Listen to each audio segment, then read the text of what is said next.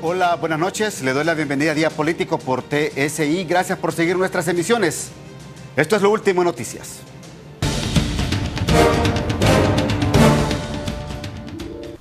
Un juez envió este martes a prisión preventiva al expresidente de Guatemala, Álvaro Colom, y a 7 de los 9 exmiembros de su gabinete de gobierno, detenidos por un caso de corrupción, entre ellos el presidente de Oxfam Internacional, Juan Alberto Fuentes Knight. Los exfuncionarios serán trasladados el 23 de febrero para atender a la audiencia en la que el juez 11º de primera instancia penal, Eduardo Cojolum, decidirá si son ligados al proceso y si deberán permanecer presos o si serán beneficiados con medidas sustitutivas. El secretario general de la Organización de Estados Americanos, Luis Almagro, afirmó que la OEA no ha reconocido ni felicitado el resultado de las elecciones en Honduras. Esto no es una situación en la cual la OEA haya reconocido ni haya felicitado el resultado de la elección. La OEA definitivamente no lo ha hecho. Lo que la OEA ha hecho es presentar un esquema de trabajo a las autoridades que hoy están ejerciendo el poder en el país. En función de esto, estamos realizando los intercambios que debemos hacer al respecto, sostuvo Almagro. Esta información que ha trascendido desde la ciudad de Guatemala, en la hermana República de Guatemala, los 14 allanamientos fueron confirmados por la CICIG y el Ministerio Público por un caso de corrupción en el transurbano, el modelo de transporte urbano implementado en el gobierno de la Unidad Nacional de la Esperanza UNE. 10 exfuncionarios del gobierno de la UNE fueron capturados, entre ellos el exministro de Finanzas Juan Alberto Fuentes y el exministro de Gobernación y exalcalde de Villanueva Salvador Gándara. La casa del expresidente Álvaro Colom fue allanada para recabar evidencia sobre el caso. Él también fue detenido. En el caso del expresidente Colom, desde el 30 de enero, fue nombrado por la OEA como facilitador en Honduras para las reformas electorales que se están promoviendo. A continuación les presento a usted nombre por nombre de las personas que hoy fueron detenidas por este caso que, según la CICIG y el Ministerio Público, involucra a este gobierno de la Unidad Nacional de la Esperanza. Álvaro Colom, expresidente de la República. Juan Alberto Fuentes, exministro de Finanzas. Salvador Gándara, exministro también en este ramo. Celso David Cerezo, exministro de Gobernación. Abraham Valenzuela, exministro de Salud. Jerónimo Lancerio, exministro de Defensa. Edgar Rodríguez, exministro de Cultura. Ana de Molina, exministra del Trabajo. Óscar Erasmo Velázquez, exministro de Educación. Eunice González Ramírez, exministra de Economía, y Paulo César Mazariegos, también de esta misma secretaría. Estas personas, repito, fueron detenidas hoy y puestas a las órdenes de la justicia de Guatemala por un supuesto delito que los involucra en caso de corrupción, en un caso de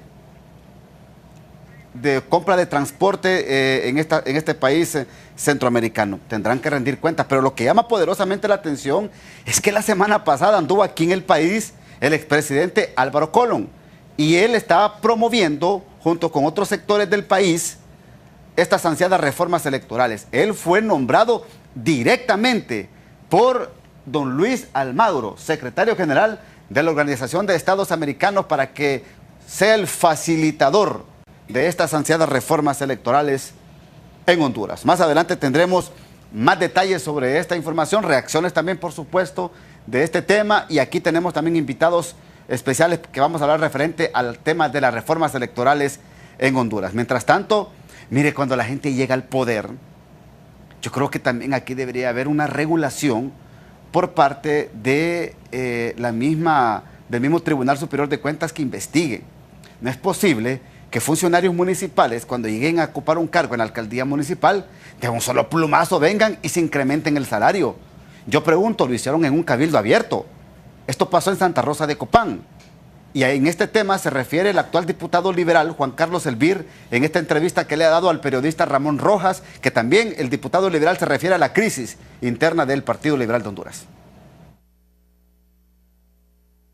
Según el vicepresidente de la bancada del Partido Liberal en el Congreso de la República, Juan Carlos Elvir, la unidad de ese instituto político pasa por el diálogo entre las autoridades del Consejo Central Ejecutivo y los diputados electos de ese instituto político.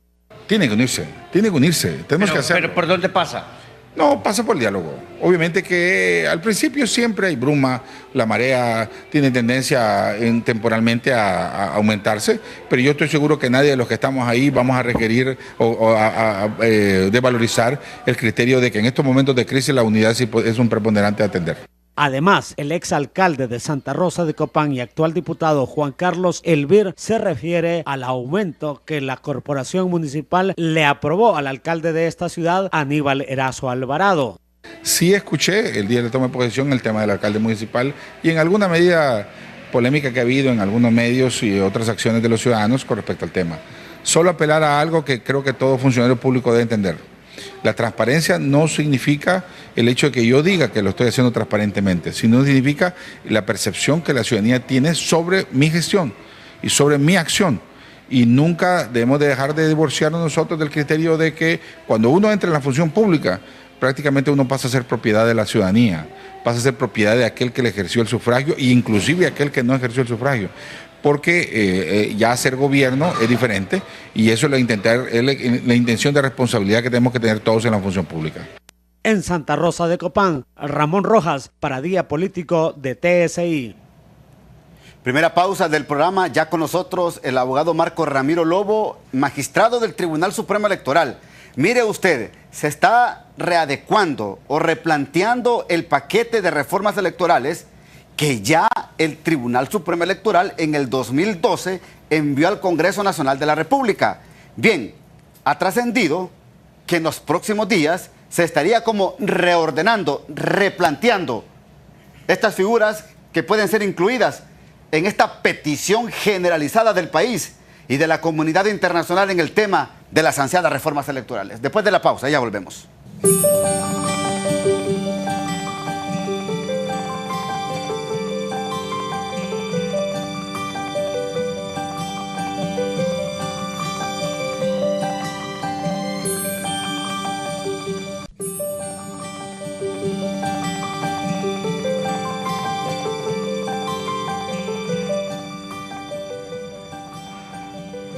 Algunos sectores de la sociedad civil, entre ellos la ASJ, que está al frente el ingeniero Omar Rivera y el licenciado Carlos Hernández, han escrito algunos elementos que ellos consideran, en el caso del señor Álvaro Colón, por el cual él ya no debe ser el facilitador de la OEA en el caso de las reformas electorales. Plantean, primero, que está privado de libertad. Segundo, que estará entretenido enfrentando a la justicia en su país. Y finalmente, se ha sembrado una tremenda duda sobre su honestidad. Esto lo ha planteado la ASJ referente a este tema. Tengo en la línea al abogado constitucionalista Juan Carlos Barrientos. ¿Cómo usted califica esto que ha pasado en las últimas horas en la ciudad de Guatemala, abogado? Buenas noches. Buenas noches, Ramón. Mire, la Constitución no solo de Honduras, sino que de todos los países consagra la presunción de inocencia de un detenido. Mientras un juez no haya emitido una sentencia condenatoria firme, usted no puede prejuzgar la culpabilidad de una persona.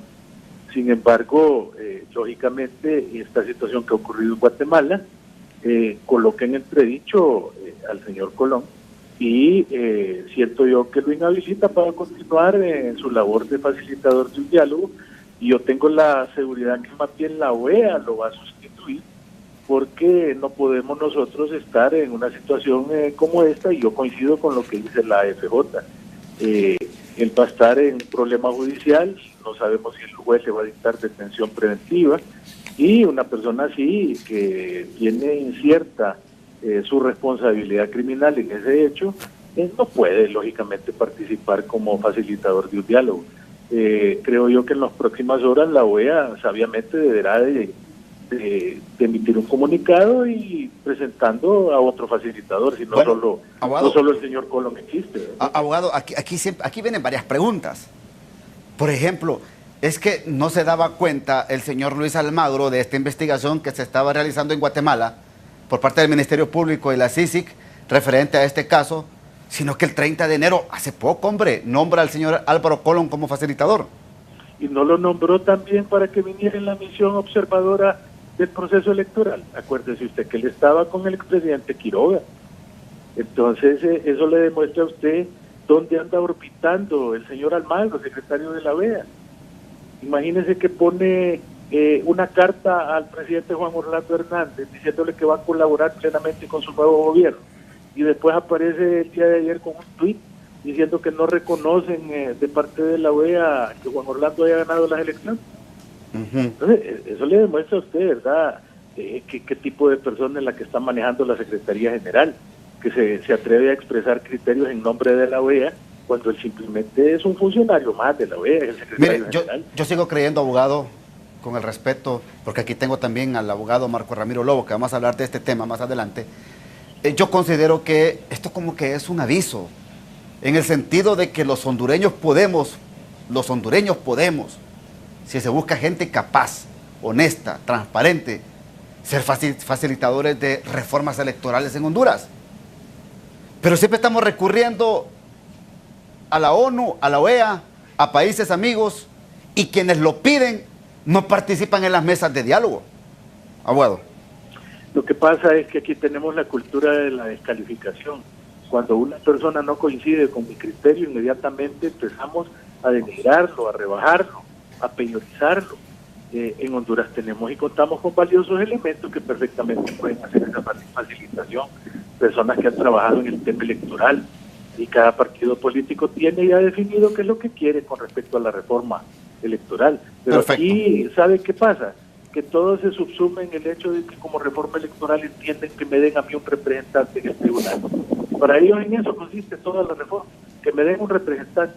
Dejaron pasar 4 años y no introdujeron ninguna tan sola reforma electoral, a pesar de que el Tribunal Electoral en determinado momento preparó un proyecto de reforma total de la ley electoral, ni tan siquiera fue tomada en cuenta por parte del Congreso. Perfecto. Entonces, yo coincido con usted. En Honduras hay gente valiosa que perfectamente puede trabajar en esa facilitación del diálogo. Lo único que hay que tener es voluntad política, pero no empezar a descalificar, porque si empezamos a descalificar, así ven que el Papa Francisco nunca nos va a aparecer el mediador. Perfecto. Gracias, abogado. Muy amable. Buenas noches, Ramón. Gracias, muy amable. El abogado Juan Carlos Barrientos, abogado constitucionalista. Esta noche vamos al tema.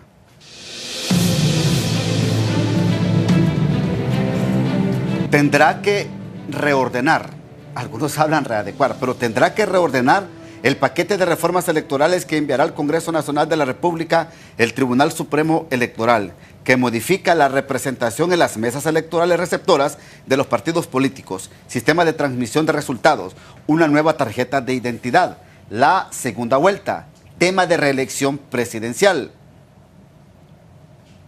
que sin duda alguna estos temas saldrían del propio diálogo nacional, sostienen las autoridades del ente electoral y de otros sectores del país.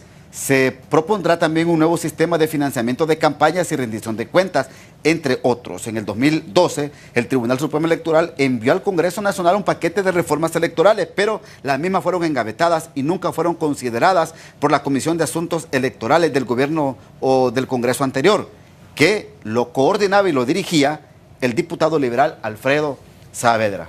Abogado Marco Ramiro Lobo, buenas noches. Buenas noches, Ramón. Muy buenas noches a todos los televidentes. En efecto, el tema reformas electorales creo que en este momento es trascendente para la vida del país. Y trascendente porque venimos saliendo justamente de una crisis política provocada en las elecciones recién pasadas, las elecciones generales. Por lo tanto, creemos nosotros que es un tiempo adecuado.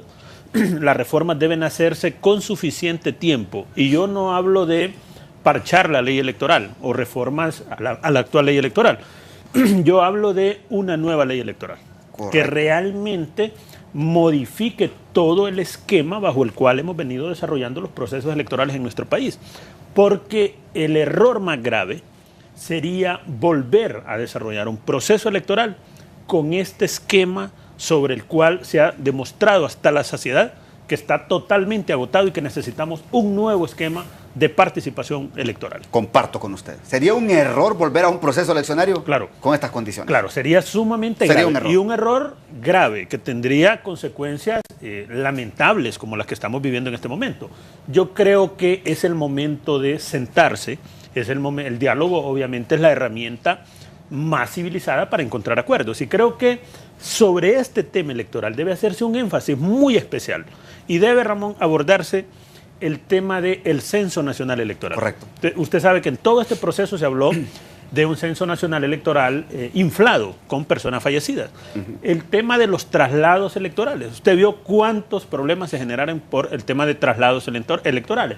Movimientos entre los municipios de ciudadanos que no residían en esos municipios. El tema de la segunda vuelta electoral. Tiene que abordarse el tema de segunda vuelta electoral, que sería una herramienta para sacarnos prácticamente de la crisis. Y hay que crear una nueva figura que es la justicia electoral. Porque en este momento hay una enorme falla en nuestro sistema. El tribunal resuelve, pero el mismo tribunal conoce de las impugnaciones que presentan y resuelve sobre sus mismos fallos. Por lo tanto, necesitamos separar la función puramente técnica electoral de organizar los procesos electorales de la función jurisdiccional.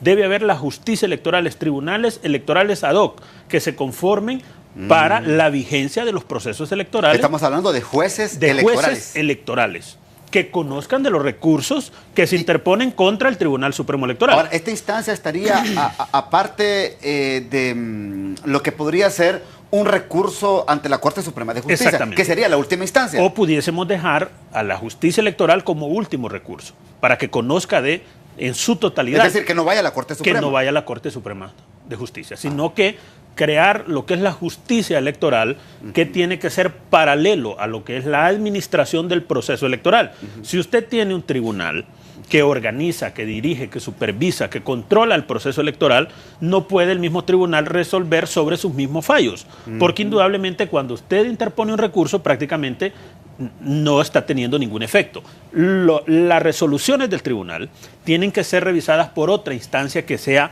ad hoc, que sea especial para ese tema. Ahora, todo este paquete de reformas electorales ya lo están analizando ustedes ahí al interior del Tribunal Supremo Electoral. Sí, bueno, se está creando equipos para revisar ya la propuesta que hizo el tribunal en el año 2012.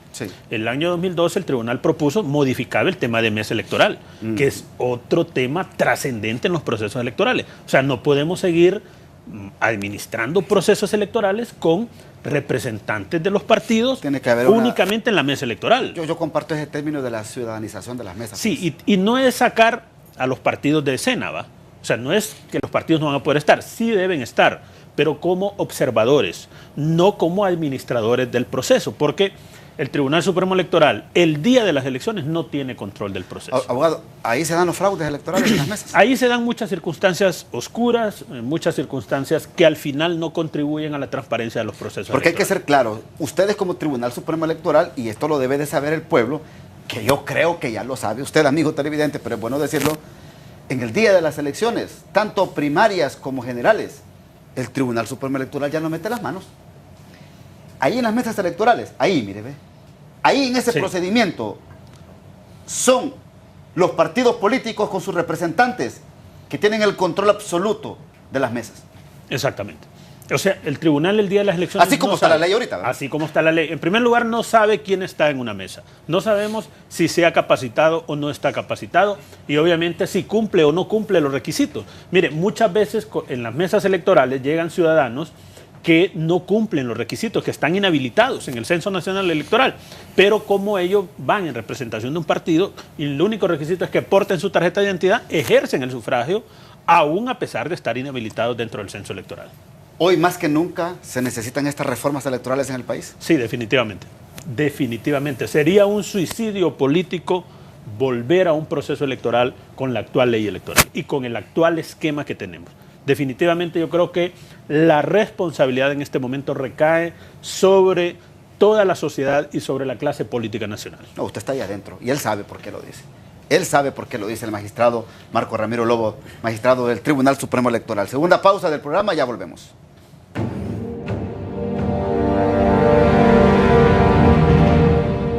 El cacique Lempira formó parte de la tribu de los Lencas. Su muerte significó la conquista final del territorio. En el programa Frente a Frente de hoy, dirigentes del Partido Nacional dicen que tienen las pruebas suficientes para dar a conocer la denuncia que ellos han dado a conocer en el caso de que el expresidente Manuel Zelaya, el expresidenciable Salvador Nasralla, se querían robar las elecciones, dicen, junto con las maras y pandillas del país. Escuchemos lo que dijeron hoy. Si la oposición pide pruebas, nosotros tenemos pruebas de lo que estamos diciendo.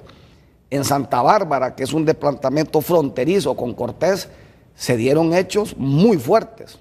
En el municipio de Las Vegas, donde hay fuerte narcomenudeo, esta gente se volcó directamente contra los candidatos del Partido Nacional. En las protestas posteriores a las elecciones, quemaron la posta policial, se robaron las armas de los policías, las armas de los guardias de la mina del Mochito, le incendiaron. Nosotros denunciamos que hubo participación directa de las maras, de las pandillas y del crimen organizado el día antes de las elecciones, el día de las elecciones y después del día de las elecciones. Faltando una semana para el día de las elecciones, se activó la operación que ya tenían planificada. Y esto es... Bien, esto fue lo que afirmaron en el programa Frente a Frente estos dirigentes del Partido Nacional de Honduras.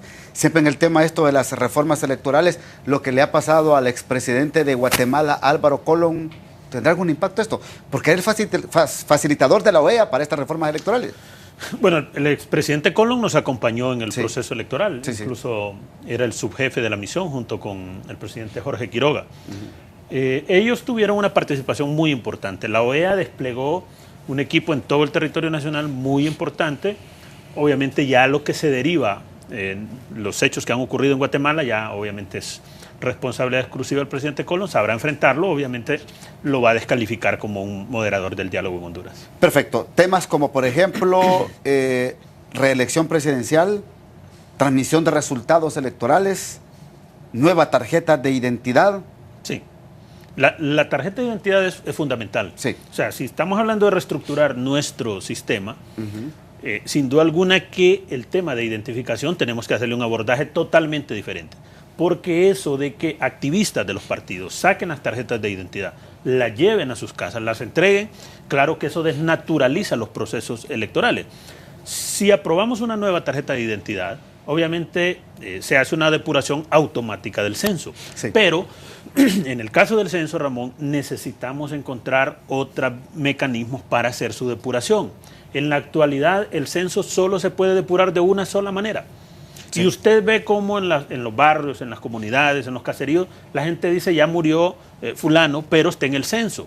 Pero si los parientes de quien ha fallecido no inscriben esa defunción, no se hace la depuración. Entonces, es parte de las reformas que se necesita, encontrar otros mecanismos que sean factibles para hacer la depuración del censo y que obviamente cuando vayamos al proceso electoral vayamos con un censo real, un censo que no vaya inflado con cifras de ciudadanos que ya han fallecido. No, es un error que los activistas estén agarrando las identidades y las lleven para su casa y les empiecen a dar como chicle o como confites, no, hombre. Desnaturaliza los procesos. Claro que no. Sin duda alguna eso genera la crispación porque luego ven la ventaja de uno sobre otro. Y yo creo que ese tipo de elementos hay que retirarlos. ¿Se dieron cuenta ustedes de estos casos ahí? Sí, muchos casos. En este recién pasado proceso hubieron muchos casos. Y de todos los partidos, ¿verdad? De todos los partidos. Todo el mundo sacó identidades, se repartió y obviamente eso genera una situación. ¿Y el registro qué hace? Eso es justamente, yo creo que la reforma al sistema electoral debe ser integral. Y si se hace una reforma a nuestro esquema electoral, obviamente tiene que establecerse